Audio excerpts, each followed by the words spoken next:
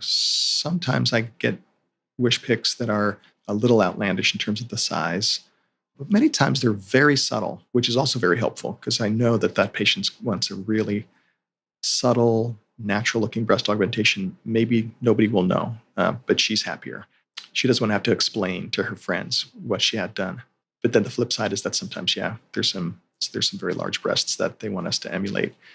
Luckily, in the past probably 4 or 5 years, the advent of using mesh in breast augmentation, and especially in breast revisionary surgery, has really helped us with the patients who want the larger implants.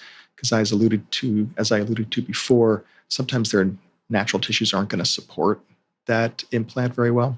And supporting scaffolds like mesh or acellular dermal matrix can help support the weight of those implants. So we do have options to try and get patients to their desired size. We have more tools in our tool belt to handle those situations. The meshes that we use in breast do dissolve over time. They're made up of materials that will break down. And there's basically two kinds, one that sticks around about a year and one that sticks around about 2 years. And as those meshes slowly break down, as the body slowly converts that material into CO2 and water, is really what it breaks it down into. It also lays down collagen in the area. And so you get your own natural reinforcement that takes the place of the mesh over time, which is kind of a cool concept. I was recently at the aesthetic meeting, which was the Aesthetic Society.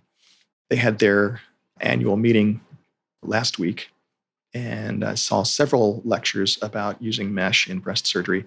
And some surgeons, actually, several surgeons, were talking about using mesh at the primary surgery, especially in patients who they feel have thin tissues or weak tissues, and they'll put it in right away. They feel that they have less long-term problems with implant malposition, that is, the implant drifting out of position, either sitting too low or perhaps too off to the side. And they also feel like they're having less scar tissue problems.